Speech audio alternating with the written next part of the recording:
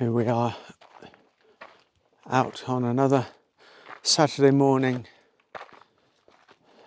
in the hills and trails around Santa Fe with another brief walk and talk with Kavi, with me.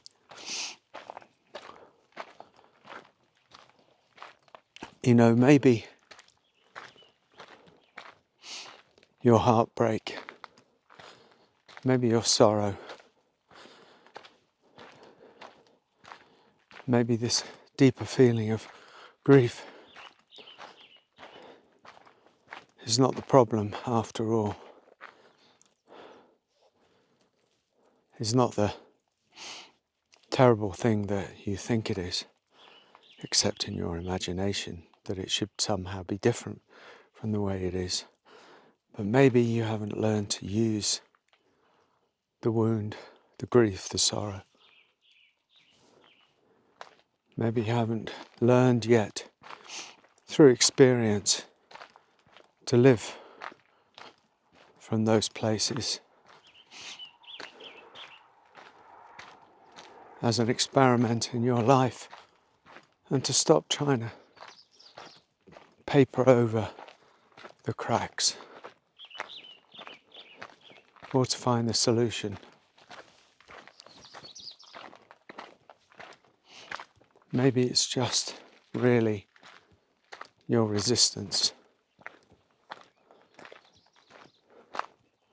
You're fighting, you're struggling, you're imagining that it should be somehow other than the way that it is. Because quite often we argue with what is already happening, in many ways with some vain hope that if we argue enough with what is arising and what is happening, that somehow through that very argument itself, that very resistance itself, it will magically go away. If we resist long enough, something will change. And it doesn't work like that. It requires a whole different way of thinking, of being with it, particularly when it's one's innermost feelings, sensations, emotions, beliefs, thoughts that are rising to the surface again and again. Maybe they're not the problem. Really, maybe they're not the problem. And the invitation they're offering you is to live in the world from a different place within yourself. One that allows this sense of brokenheartedness, or this sense of grief, or this sense of sorrow, or this sense of vulnerability or sensitivity, by allowing those to be there within our experience, within your experience, without constantly saying, oh, it shouldn't be like this, because it is like this. And we argue against that logic, like we might as well be arguing with the moon that rises and falls. That moon shouldn't be there. Why did it come at this time? Why is it here now? Why hasn't it gone yet? I've been arguing with the moon coming now for years, and still the damn moon comes around every month and brings up all this emotion, and we argue and argue, but still the moon comes.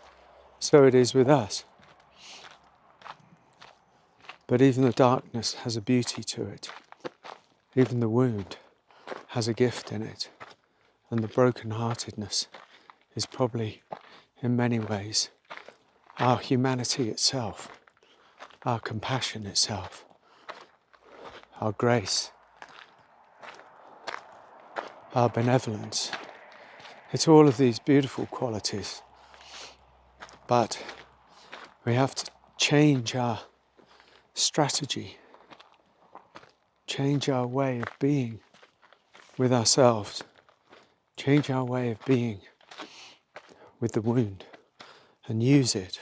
I don't mean use it against anything, I just mean use it as in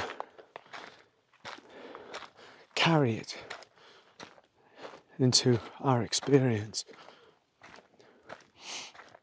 By and by,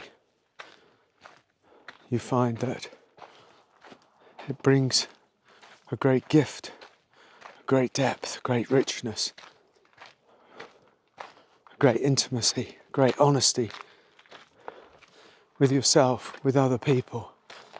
So you drop any false expectations, any false hopes, any false illusory dreams. They all disappear. And I know that's hard for people, but actually you get to live from reality. You get to live from what's real. You get to live from the just thisness, this too-ness. So it brings equanimity, equanimousness to the whole rich experience. So I just wanted to say that. I wanted to say maybe this brokenheartedness, this grief and sorrow is not the problem. It's the gift. And when we learn to walk in the world with the gift that's given us, the only gift we don't have to go out and buy, the gift that comes with the human experience. Maybe this is really one of the great gifts from the divine. The wound is the gift. Could we but see it?